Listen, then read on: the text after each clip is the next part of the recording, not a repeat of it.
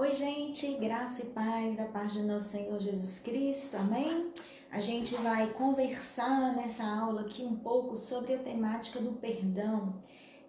Eu estou fazendo uma opção com vocês aqui nessa palestra, nessa aula, em a gente trabalhar o perdão, não a partir daquelas perspectivas mais, digamos assim, teóricas sobre o tema ou de discorrer sobre versículos, mas pensando especificamente que vocês, como líderes do povo de Deus, têm de aconselhar muitas pessoas. E na hora de aconselhar, uma das coisas que vai certamente aparecer é a discussão acerca de como a gente se sente quando é ofendido, maltratado, oprimido, ou a gente sofre a afronta de alguém, né? Tanto homens quanto mulheres vão passar por essa experiência de ter de perdoar. E como que a gente trata isso no aconselhamento? Eu acho que é uma perspectiva que nos enriquece muito a gente pensar nisso, porque boa parte das vezes a gente quer trazer as questões para dentro da nossa realidade. E a gente precisa compreender como aconselhar os outros sobre esse tema, já que é um tema assim bastante complexo e que vai envolver muitas subjetividades, né? Cada jeito de cada pessoa, cada história de cada pessoa interfere na maneira como ela vivencia a experiência do perdão, também interfere em como ela compreende as suas dinâmicas relacionais e, consequentemente, sobre como ela interpreta os versículos bíblicos relativos a esse assunto. Também para que a gente possa perder, eu acho que algumas perspectivas que às vezes a gente tem que são um pouco românticas sobre esse assunto, né? Que é assim, vai chegar uma hora que vai ser muito fácil perdoar, que vai ser muito simples, ou que a pessoa que não perdoa é porque não tem o Espírito de Deus, e algumas questões que às vezes trazem angústia para os nossos aconselhados, né? Principalmente aconselhados e aconselhadas, principalmente quem está começando aí a sua jornada de fé, né? Um texto que me inspira muito a pensar sobre isso, do ponto de vista prático, é a história de José, né? Quando a gente chega ali no ciclo de José, no livro de Gênesis, nos capítulos 41 até o capítulo 44, nós vamos ter a narrativa em torno desse momento em que José é vendido pelos seus irmãos, ele chega lá no Egito, ele sofre outra derrocada porque ele é acusado falsamente de um crime, ele vai para a cadeia por causa dessa situação de assédio sexual. Lá na cadeia ele também não é compreendido, não é acolhido por aqueles homens que relatam a ele seus sonhos, ele continua preso ainda mais 2 anos, e chega aí um momento em que agora, depois de ter sido, digamos assim, liberado pelo faraó e agora está numa outra posição social, José recebe a visita dos seus irmãos, né? E ele começa a fazer muitos estratagemas. Alguns desses estratagemas a gente percebe claramente que são testes que José está fazendo para verificar qual é a disponibilidade de alma, qual é o espírito dos seus irmãos, se eles mudaram, se eles amadureceram, se existe alguma coisa de maldade no coração deles. José faz alguns testes, não é? E aí chega um determinado momento em que ele não consegue mais conter aquilo que ele está sentindo, ele se revela aos seus irmãos, e há momentos em que ele chora, durante a história vai sendo narrado isso, em que ele chora tão profundamente que até mesmo os seus empregados, os escravos da casa, ouviam os seus choros angustiados. Então, a gente tem um homem aí que está sofrendo muito para que ele possa efetivamente vivenciar a experiência do perdão. E essa não é de fato, a vivência de cada uma de nós, né? A gente experimenta essas sensações também, e as pessoas de quem a gente cuida experimentam essas sensações também. É por isso que eu gosto muito, na minha experiência pastoral, de quando eu estou aconselhando alguém, eu tentar encontrar um personagem bíblico que tenha vivido alguma coisa semelhante ao que aquela pessoa viveu, porque a partir dessas narrativas de vida, dessas histórias de vida, comparando nossas emoções, nossos sentimentos, nós vamos perceber que apesar das nossas culturas serem diferentes, apesar do tempo bíblico ser diferente, apesar de muitas coisas hoje não serem mais as mesmas, as emoções humanas ainda aparecem de muitas formas semelhantes na experiência de muita gente distinta, né? E José, então, ele mostra pra gente isso. E a primeira coisa que eu quero dizer para você que está aconselhando alguém. O caminho do perdão é um caminho muito difícil de trilhar. Não subestime as emoções das pessoas de quem você está cuidando, não menospreze a dor dela no seu processo, não atribua aquele sentimento dela, ou a sua reserva, ou a sua dificuldade a uma falta de fé. Porque a verdade é que o perdão é algo muito exigente e ele determina pra gente muitas coisas que às vezes a gente ainda não está pronto para experimentar naquele determinado momento histórico. Então, quando você for tratar desse assunto com alguém no aconselhamento, procure sempre preservar a história de vida daquela pessoa, conhecer a história de vida daquela pessoa e aplicar os princípios de Deus conforme a maturidade emocional e espiritual daquela pessoa.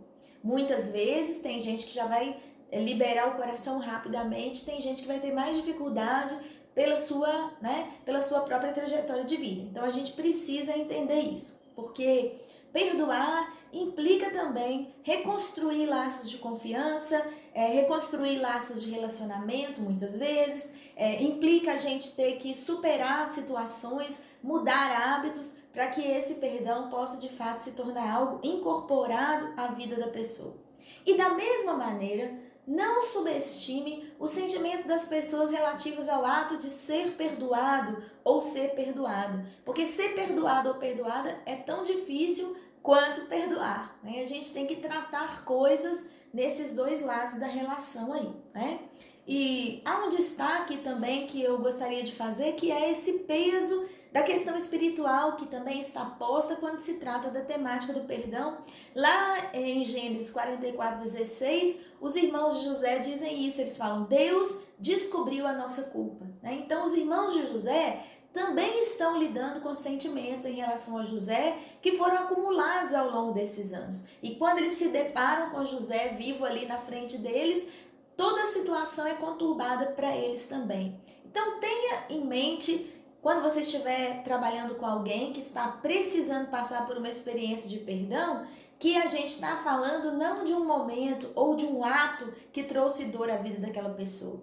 Muitas vezes a experiência do perdão está ligada a experiências longas de vida, as situações existenciais daquela pessoa, né? E há coisas mais profundas da vida dela que você vai precisar trabalhar com calma para entender quais são as dinâmicas que regem as emoções daquela pessoa, né? Então, assim como José precisou ser desarmado de tudo que estava dentro do coração dele em relação aos irmãos, os irmãos também, por sua vez, tiveram que se desarmar de várias coisas em relação a José, expectativas de vingança que eles estavam vivendo naquele momento. O nosso irmão vai fazer o mal contra nós, a gente fez o mal contra ele, agora ele vai se vingar. Tudo isso estava na cabeça deles e tudo isso está na cabeça das pessoas a quem a gente está aconselhando quando se trata dessa temática de perdoar e de receber perdão, né? Então é preciso que a gente observe essas situações, né? Outra coisa que a experiência de José nos ensina é que quando você vai lá para o capítulo 45, versículo 24, tem uma instrução que José dá para os seus irmãos quando eles estão voltando para casa, e José diz assim: não briguem pelo caminho, né? Então, assim, muitas vezes nessa jornada do perdão, velhas memórias vão aparecer. E às vezes no aconselhamento a gente vai ver essa pessoa acusar muita gente, se ressentir de muita gente, se ressentir de si mesma. Então, quando se trata também de abordar o perdão numa perspectiva de aconselhamento pastoral, nós temos que estar preparados para lidar com essas memórias e não permitir que às vezes uma briga antiga, uma situação antiga seja misturada com aquela situação atual que a pessoa está vivendo, ajudar a pessoa a desvencilhar esses nós, né? Tem uma dinâmica que algumas pessoas que trabalham com casais fazem, que elas dizem o seguinte: como que é a cabeça do homem, você já deve ter ouvido isso, né? Como que é a cabeça da mulher? E eles falam assim: a cabeça da mulher é uma caixa onde tem um monte de fio misturado, e aí você puxa a briga de hoje, a situação de hoje, e ela lembra de um negócio que aconteceu há 10 anos atrás. Vocês já devem ter visto esse estereótipo em algum lugar.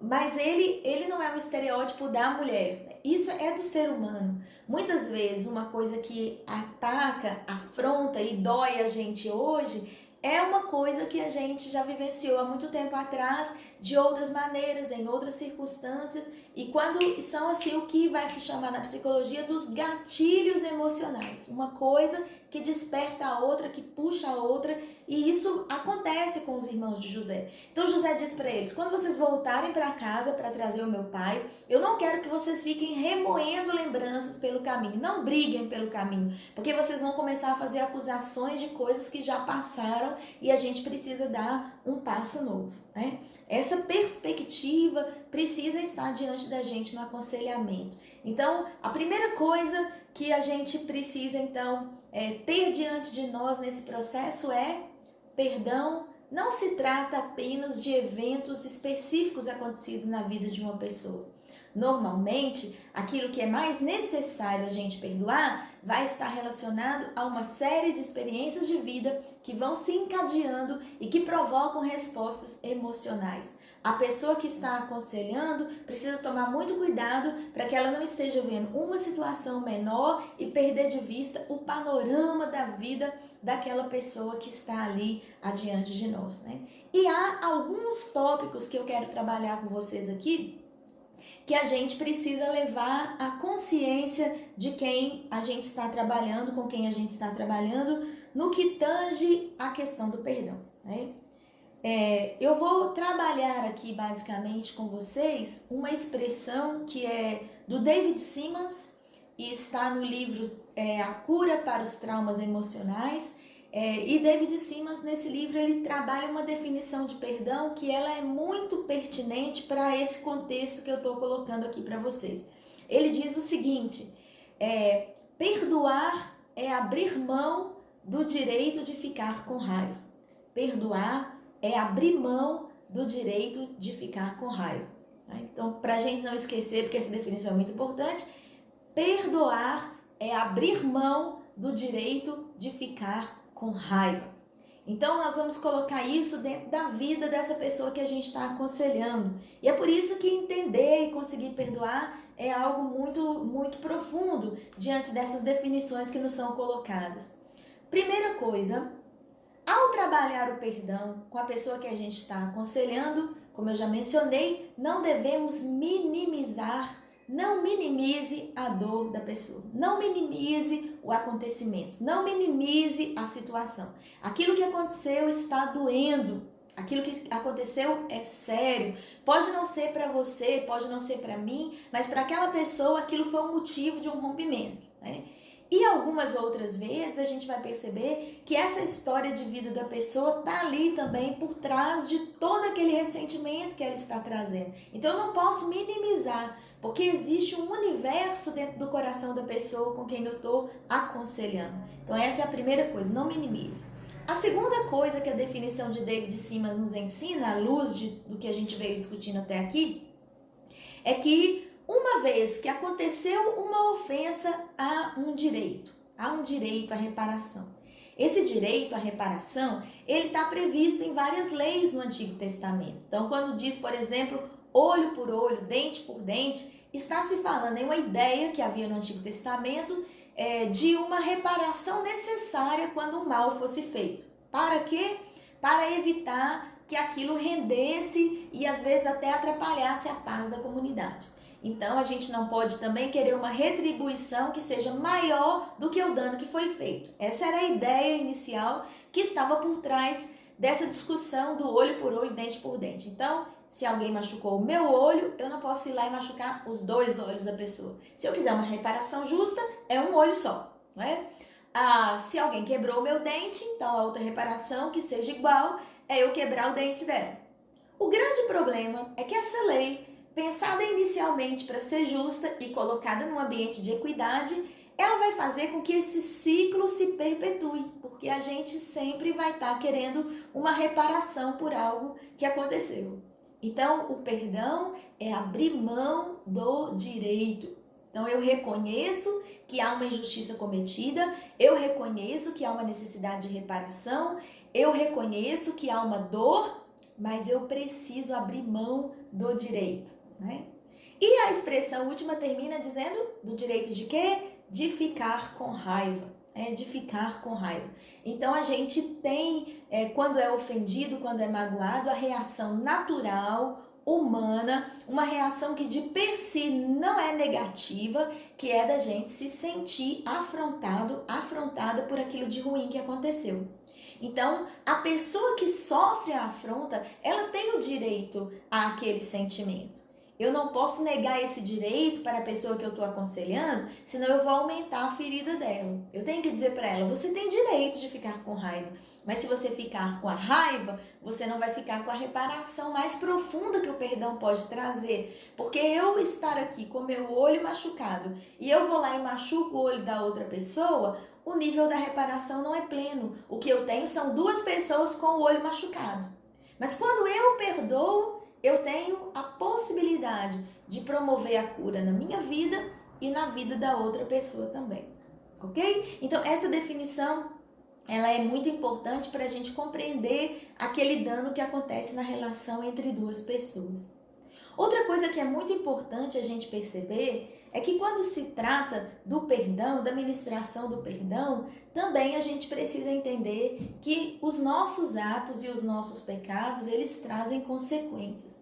Muitas vezes no processo de aconselhamento, a gente, por ficar minimizando a dor daquela pessoa, a gente não percebe o dano que a outra pessoa causou. Então, quando se trata de questões mais graves, questões realmente de profundidade, que diante da lei até são vistas como crime, o ato de, por exemplo, eu vou contar uma história aqui para vocês que acredito eu ilustre muito bem do que a gente está falando e da seriedade que essa temática do perdão precisa ter para nós hoje. Certa vez eu recebi uma pessoa no meu gabinete, uma mulher, que já era uma mulher adulta, ela tinha passado por muitas dificuldades na sua vida, ela era uma pessoa totalmente introvertida, eu percebi que havia nela vários travamentos emocionais, porque como ela veio de uma tentativa de suicídio. Ela havia tentado suicídio e uma amiga soube, ficou preocupada e pediu para que a gente pudesse conversar. Quando eu abri a porta da minha casa e essa mulher entrou, eu vi no corpo dela toda aquela emoção represada. Ela estava com as mãos assim, fechadas aqui no peito, a cabeça baixa, os olhos semicerrados, então ela não olhava para mim, ela não me encarava, os olhos semicerrados. Ela entrou dando pequenos passos na sala, sentou-se na cadeira e continuou aqui encolhida, na cadeira, toda encolhida. E quando ela começou a me contar a história da vida dela, então ela me disse que quando ela tinha 12 anos de idade, a irmã tinha ganhado um neném e ela foi para ficar na casa da irmã, para cuidar da casa da irmã, enquanto a irmã ficava no hospital e ela foi estuprada pelo cunhado dela. E desde esse momento que ela foi estuprada, ela nunca contou isso para ninguém.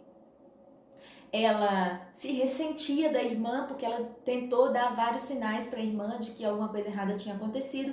Ela ficou ressentida com a mãe porque ela também tentou dar vários sinais para a mãe de que alguma coisa tinha acontecido, mas ninguém soube interpretar a dor dela. E agora ela estava ali, aos 40 anos de idade, nunca tinha tido um namorado, não tinha desenvolvido planos de vida pessoais. O que ela fazia agora era cuidar dos sobrinhos, cuidar do restante da família. Então ela se via nesse lugar em que ela estava sempre prestando serviço a outras pessoas, mas o ser dela, os seus desejos, as suas emoções, ela tinha sufocado. Ela tinha sufocado isso tão profundamente que se eu perguntava para ela do que você gosta, ela não conseguia dizer para mim. Um tipo de livro que você gosta, um tipo de comida que você gosta. E se a gente fizesse um passeio, para onde você gostaria de ir? Ela não tinha resposta para nada dessas coisas. Porque a dor que estava dentro dela era tão grande que tinha absorvido, vamos dizer assim, todos os seus desejos, todas as suas perspectivas de vida. E nós começamos a trabalhar. Primeiro, para que ela pudesse vivenciar uma libertação inicial, que era contar o que tinha acontecido com ela. Ela nunca tinha contado para ninguém. E quando ela começou a me contar, o corpo dela reagiu a tudo que ela estava dizendo. Ela tremia, ela transpirava, ela se estremecia toda, assim, como se ela tivesse sentada numa pedra de gelo, né? O corpo dela reagia violentamente à memória daquela história pela qual ela tinha passado. Então, quando acontece uma situação tão grave como essa, eu não posso simplesmente dizer para ela, você precisa perdoar esse homem que estuprou você, né? Porque eu entendo que existem vários processos, num caso como esse, para a cura plena da pessoa, inclusive a confrontação, inclusive o dizer, você me feriu, você me magoou. É preciso esse dizer, às vezes, antes que o perdão possa se implementar. Mas em algum momento eu disse para ela, não hoje, não amanhã, mas em algum momento nós vamos sentar para conversar sobre o fato de você precisar perdoar o seu estuprador. Por quê? Porque se você não abrir mão do direito de ficar com raiva, a raiva vai consumir você. A raiva já consumiu você por 30 anos. A raiva que você cultivou contra sua mãe, a raiva que você cultivou contra o seu estuprador, a raiva que você cultivou contra a sua irmã já consumiu você. E quando a gente abre mão do direito, a gente também abre mão do sentimento. A gente permite que ele se extravase, a gente consegue reorganizar a nossa vida. É por isso que eu gosto demais dessa definição do David Simmons, porque ela diz para mim que eu tenho o direito, e é muito importante que seja dito, porque nós temos o direito de nos sentir magoados e afrontados. Não pode ser nos roubada a possibilidade de nos sentir frustrados e frustradas em determinada situação, porque senão a nossa humanidade não está sendo levada em conta. Mas quando eu consigo abrir mão desse direito, eu também encontro cura, porque esse é um direito que, apesar de ser meu, me faz mal, me danifica. Ele atravessa a imagem de Deus que há em mim e ele me impede de seguir adiante. Eu fico parada no lugar da minha raiva, eu fico parada no lugar da minha dor. São alavancas emocionais que eu não consigo acionar para dar saltos na minha vida. Eu fico paralisada ali, né? Então é por isso que é muito importante que a gente possa ter consciência de que existe uma situação que a gente está vivendo, que a gente tem que aceitar primeiro essa situação, entender essa situação e aí sim dar um salto de qualidade em direção a um crescimento e a libertação que esse sentimento nos proporciona, não é? Esse é um primeiro ponto que é importante que a gente possa guardar sempre quando a gente vai trabalhar com uma pessoa e que a gente precisa manter na nossa mente sempre, como um princípio de atuação. Né? Respeitar essa história, seguir e avançar com a pessoa nessa direção. Ao mesmo tempo, há uma consequência desse pecado. E quando a gente tem algumas coisas como essas, como o assassinato, como a violação do corpo de alguém, como qualquer tipo de assédio, de situações que não apenas afrontam a pessoa, mas que roubam da pessoa a sua dignidade, roubam da pessoa a sua humanidade, coisificam essa pessoa, né? Transformam ela num objeto e tira dela a sua dignidade enquanto ser humano, o perdão também precisa passar por esse tipo de compensação.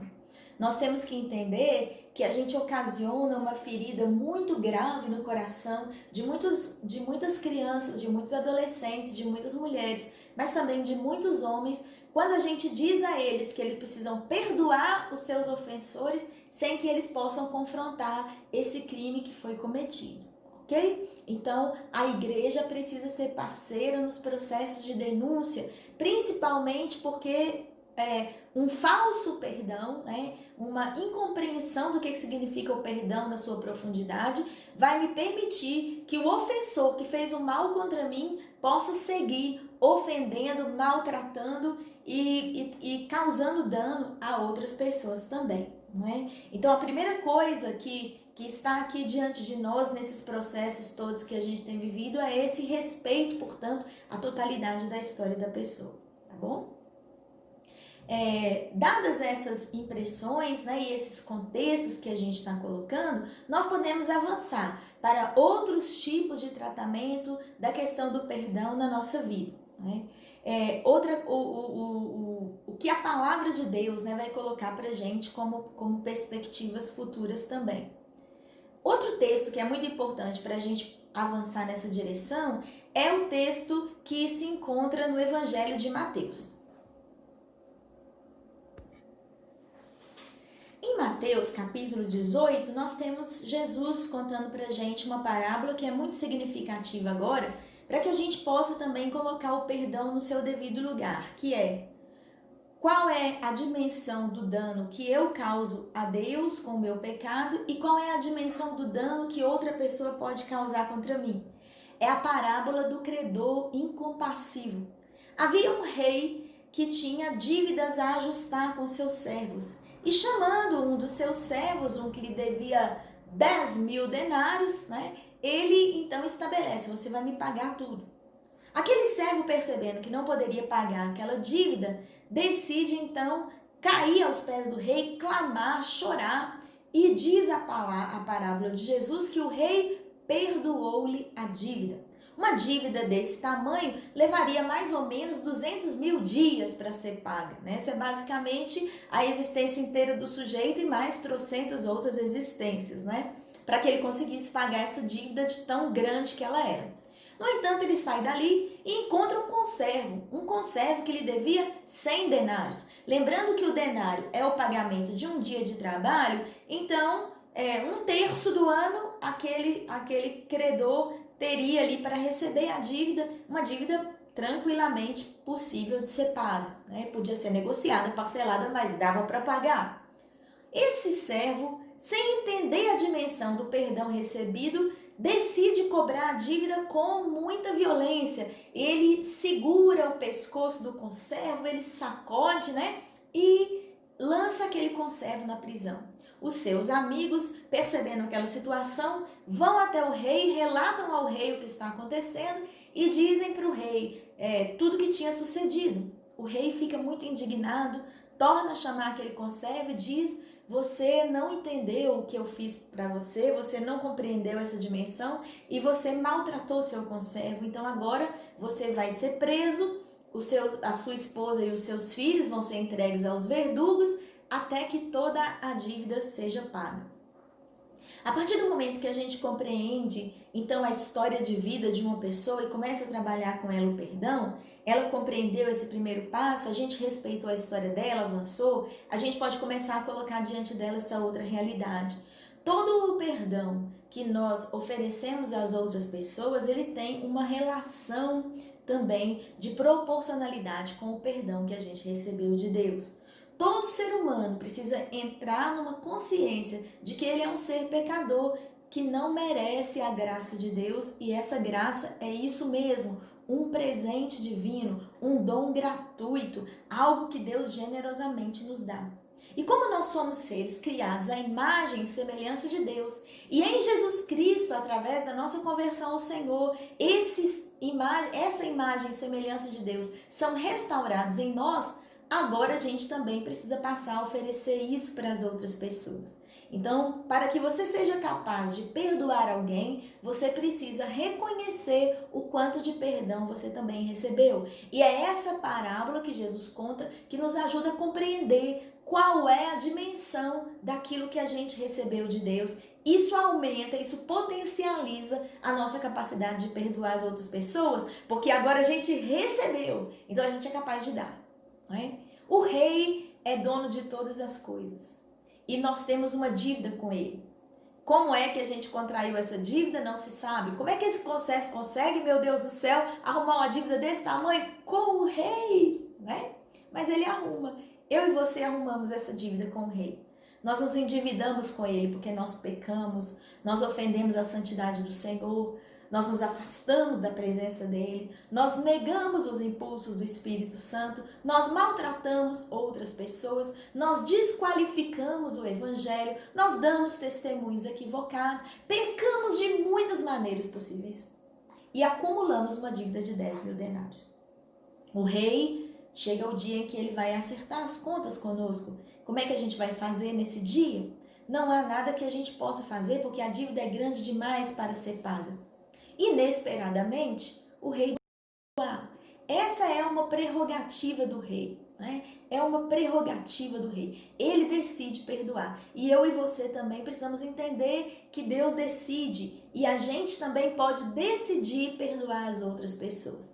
É muito importante, na hora do aconselhamento pessoal, a gente transmitir para as pessoas essa perspectiva que é muito profunda. O perdão não é um sentimento, ele não é uma sensação. Forçosamente, ele nos contraria, porque lembra? Havia um direito, mas agora eu estou abrindo mão desse direito. Portanto, perdoar é uma decisão. Como Deus decidiu perdoar o ser humano pecador, o ser humano também precisa decidir perdoar aqueles que fazem mal contra ele, contra ela. Então, quando a gente se encontra com uma outra pessoa, a gente acabou de receber o perdão de Deus, entender o que isso significa. Quando a gente se encontra com o nosso ofensor ou ofensora, a dívida dele é sempre menor. O que é que alguém pode fazer contra mim, por pior que seja, que eu, do ponto de vista espiritual, já não tenha feito muito pior com o meu Senhor por causa do meu eu pecaminoso? Não é? Deus sempre vai ter que perdoar mais a mim do que eu possa perdoar a qualquer pessoa. Por mais radical que isso pareça pra gente, nenhuma ofensa contra nós pode ser tão grande, nenhum mal contra nós pode ser tão grande do que aquilo que a gente, enquanto pecador, enquanto pecadora, também ofende na santidade de Deus. Isso já relativiza, não é? Em muita coisa a maneira como a gente olha para as pessoas que nos ofendem. É por isso que somente as pessoas que têm uma experiência profunda com o Senhor podem encontrar forças para perdoar coisas imperdoáveis. Porque de fato existem muitos males que a gente recebe que aos nossos olhos seriam imperdoáveis. Eles só se tornam perdoáveis porque a gente recebe de Deus a graça suficiente, a força suficiente para tomar a decisão de perdoar, né? E um determinado pregador, ao falar também sobre esse texto de Mateus, usou uma figura muito interessante que eu também gostaria de deixar aqui para você utilizar aí no seu aconselhamento com alguém que precisa perdoar. O conservo agarrou pelo pescoço o seu amigo que lhe estava devendo e disse: paga-me o que me deves. E aí esse pregador dizia: perdoar é tirar a mão da garganta do outro. Perdoar é tirar a mão da garganta da outra. Perdoar é a gente se afastar desse sentimento e desse espírito de vingança, de revanchismo, de ira que muitas vezes nós nos tomamos. Então, quando eu não perdoo, eu também estou trazendo a morte para a vida daquela outra pessoa ou cultivando essa morte dentro de mim. E isso é um sentimento que aquela pessoa que tem a graça de Deus na sua vida vai aprendendo sempre a repelir e afastar até que a gente seja tomado e tomada pela santidade do Senhor, não é? E o último aspecto que essa parábola também nos diz é que a pessoa que não perdoa, ela se coloca em uma prisão. Aquele servo, porque ele não conseguiu perdoar o seu conservo, foi vendido, todos os seus bens lhe foram tomados, a sua esposa, os seus filhos são também dados aos verdugos e ele é preso até que se pague a dívida. Essa figura que Jesus usa da falta de perdão como uma prisão, ela não pode nos falar simplesmente de uma condenação eterna e futura, que o texto também nos permite, né, compreender que existe alguma dimensão de juízo, né, talvez do juízo final, do julgamento do último dia nessa parábola. Mas também do ponto de vista prático e diário, de prisões emocionais. Eu já conheci pessoas que não conseguiram desempenhar ou desenvolver o seu perdão para alguém que tinha sido ofendido. E o resultado é que quando esse assunto era mencionado, quando essa pessoa vinha na conversa, imediatamente o ser daquela pessoa, como da moça que eu contei para vocês, se altera. Então, problemas psicossomáticos, pressão alta, alguns tipos de depressão, alguns tipos de ansiedade, alguns tipos de síndrome do pânico, não todos, estão relacionados com emoções maltratadas. E muitas vezes também a falta de perdão. Quando você se encontra diante do ofensor, taquicardia, sentimentos assim, né, profundos e que se manifestam no corpo, ali também aparece. Então é uma prisão. E aí a gente começa muitas vezes a perceber pessoas que evitam lugares, evitam situações, evitam oportunidades, porque não querem se encontrar com o seu ofensor. E quando encontram alguém que se comporta como seu ofensor ou ofensora, também não conseguem reagir, travam, né, ficam ali parados. Então essa é uma prisão. E o perdão, quando não liberado, também afeta nossas relações. Aqui no texto é colocado que a mulher e os filhos também foram vendidos por causa daquela dívida. Simbolicamente, para nós nessa parábola, a gente pode compreender a quantidade de vezes, por exemplo, em que o nosso casamento passa por crise, a gente tem dificuldade com os colegas de trabalho, nós não desenvolvemos amizades profundas porque há coisas não perdoadas em nós. Então, se a gente não se liberar daquilo, a gente nem vai conseguir estabelecer relações profundas com outras pessoas. E aí, muita gente entra nessa clausura junto conosco. Veja a gravidade disso na prática. Se a gente for olhar a história de muitas crianças que foram maltratadas, assediadas, ofendidas sexualmente quando elas eram crianças, e aí quando elas se tornam adultas, elas começam a fazer isso com outras pessoas. Elas trazem outras pessoas para dentro das prisões emocionais em que elas mesmas estavam. Então o perdão, ele tem um efeito terapêutico, ele tem um efeito profundo, ele deve ser trabalhado nessa dimensão. Por que eu estou optando em trabalhar com vocês essa discussão do perdão na fala do aconselhador e da aconselhadora? Porque, amados irmãos e irmãs, eu tenho percebido que muitas vezes, quando se trata de um líder de célula, de um pastor ou pastora, de alguém em posição de autoridade sobre outras pessoas, se nós não compreendermos toda a dinâmica profunda do que está aqui, nós vamos estar colocando mais fardos sobre as pessoas ao invés de aliviar esses fardos. Nós vamos perceber que apenas pessoas com um nível de espiritualidade e de maturidade desenvolvidos com o tempo vão ter condições de perdoar de um jeito mais eficiente. Então a gente precisa ajudar as pessoas a fazerem essas jornadas, não é? Respeitar o tempo delas e trabalhá-las. Nós vamos encontrar Jesus na cruz dizendo: Pai, perdoa-lhes porque eles não sabem o que fazem. Nós vamos encontrar Estevão dizendo: Senhor, não imputes esses pecados, quando ele está sendo apedrejado até a morte. São dois exemplos de pessoas que têm uma autoestima bem desenvolvida, pessoas que têm uma relação com Deus madura, pessoas que foram trabalhadas pelo Espírito Santo. E aí sim elas conseguem chegar a esse nível de maturidade. Então eu preciso, no meu processo de aconselhamento, ajudar as pessoas para que elas possam perdoar, a construir uma autoimagem positiva de si mesmas como filhos e filhas amados de Deus, como alguém que recebeu de Deus um grande perdão, como alguém que recebeu de Deus um grande amor e que agora consegue transmitir isso para as outras pessoas, antes que eu exija dela um perdão que seja simples, um perdão que seja automático, um perdão que seja muitas vezes da boca para fora, só para constar, mas que dentro dela ainda continuam agarradas ao direito de ficar com raiva ou ainda com as mãos ali no pescoço do seu ofensor ou ofensora.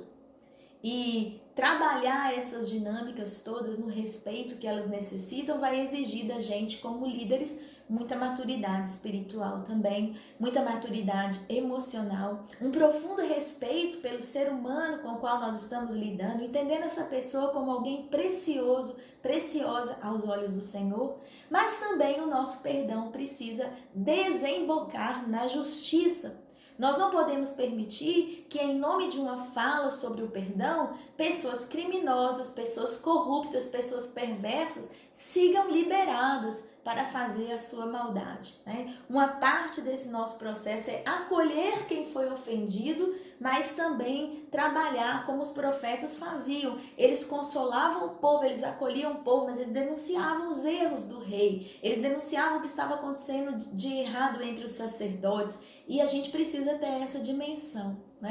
Eu recomendo a vocês que diante também disso aqui tenham um grupo na internet chamado Espaço de Proteção. Eu sei que eles têm página no Facebook que trabalham com a dimensão do assédio sexual contra crianças e adolescentes.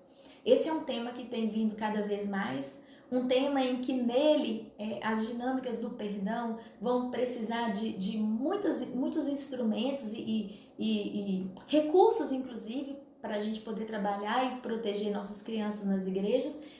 Tem aumentado o número de denúncias de assédio, inclusive de líderes religiosos, pastores, pastoras, padres, bispo, apóstolo, que têm também agido mal contra os seus liderados, né?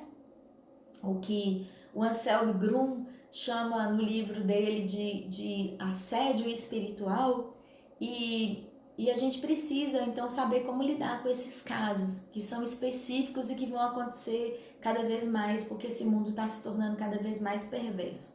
Mas na internet, esse grupo chamado Espaço de Proteção, conduzido por uma missionária da Igreja Batista lá de São Paulo, ali tem muitos instrumentos, muitas falas e muitas discussões a respeito de como fazer denúncias corretamente no caso da violência contra a mulher, no caso da violência contra a criança, como dar o suporte emocional para essas pessoas que sofreram esse tipo de violência, para que elas possam reagir adequadamente. E também nos ajudam a compreender como a mente dessas pessoas e as suas emoções funcionam, para que a gente possa ativar, digamos assim, os recursos da palavra de Deus e a atuação do Espírito Santo a partir de gatilhos corretos na vida dessas pessoas, para que nós, como aconselhadores e aconselhadoras, sejamos de fato instrumentos de cura e de libertação, para que o perdão real, efetivo, profundo aconteça, e para que a gente possa depois, então, também construir comunidades emocionalmente fortes, né, emocionalmente saudáveis, nas quais o perdão possa ser uma prática, né? E só para lembrar, porque poderíamos falar muito mais aspectos sobre isso, acho que só a temática do perdão já dá um curso completo para a gente, que a gente possa também abordar outros tipos de relacionamentos nos quais o perdão ele vai ser necessário. Mas tem um negócio que Jesus fala que eu não posso deixar de dizer para vocês, é que normalmente as pessoas vão ter maior dificuldade para liberar perdão sobre aquelas pessoas a quem elas muito amam, né? Então, quem a gente ama tem um grande potencial para nos ferir, porque diante dessas pessoas nós baixamos nossa guarda, baixamos nossas defesas, nós não esperamos que o mal venha dessas pessoas, né? Como o salmista fala, até meu amigo íntimo, que comia do meu pão, levantou o calcanhar contra mim, né? Me deu um chute, me maltratou. Isso causa muita dor, né? Então, que a gente possa também reconhecer não apenas que as pessoas precisam perdoar, mas também que a gente possa construir comunidades nas quais o perdão venha a ser cada vez mais desnecessário, porque a gente também está preocupado e preocupada em estabelecer relações nas quais a gente não ofenda, não maltrate, não despreze o outro e a outra. Esse é o ideal da comunidade cristã, e é nessa direção que a gente deve caminhar para com as pessoas, né? O perdão que você concede é o perdão que você também recebe, e o bem que você faz é o mal que deixa de acontecer, e isso vai estabelecer maior saúde para a sua vida, né? Eu termino deixando para vocês um versículo da palavra do Senhor que diz que nós devemos consolar uns aos outros e sermos suporte uns para com os outros. Você que é líder de alguém, você pode ser suporte para essa pessoa fazer uma jornada de perdão. E às vezes o perdão que hoje ela não consegue elaborar, se você construir com essa pessoa a identidade dela como filho e filha de Deus, ela vai perceber, como na parábola de Mateus, que o perdão recebido é sempre muito maior do que o perdão ofertado. E ela vai conseguir ter coragem de dar esse passo em relação à grande libertação, né? Devemos amar uns aos outros e perdoar uns aos outros, umas às outras, para que nós sejamos curados. Pessoas curadas são pessoas que também não ferem. E esse é o objetivo maior de todo esse perdão. Criar uma comunidade onde o amor seja a tônica e nós possamos avançar na direção de uma santidade prática, relacional e emocional também. Que Deus te abençoe.